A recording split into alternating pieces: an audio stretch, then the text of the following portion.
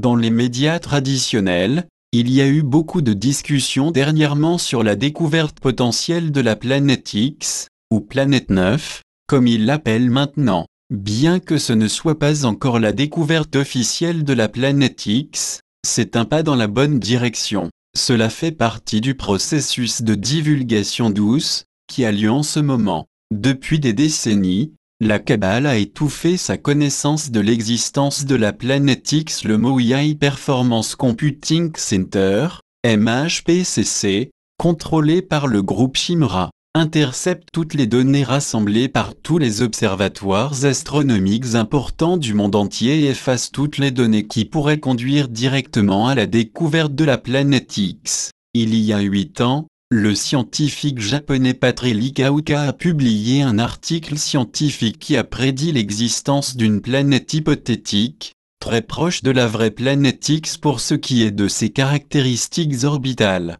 Son article, bien sûr, n'a pas reçu une couverture de presse internationale comme l'annonce actuelle faite par Mike Brown, parce que cela s'approchait trop de la vérité. Voici les caractéristiques de la vraie planète X, qui m'ont été données par les Pléiadiens. Rayon, 7,500 km masse, 0,76 de la masse terrestre demi-grand axe, 70 UA inclinaison, 40 degrés excentricité, 0,25. La planète X a un noyau rocheux, un manteau de glace d'eau et une mince couche de surface de méthane gelé. Si une sonde spatiale visitait la planète X à une certaine distance, elle y trouverait une surface bleue argentée, avec de grandes sections de terrain lisse et des portions de surface géologiquement dynamiques, avec des signes de cryovolcanisme.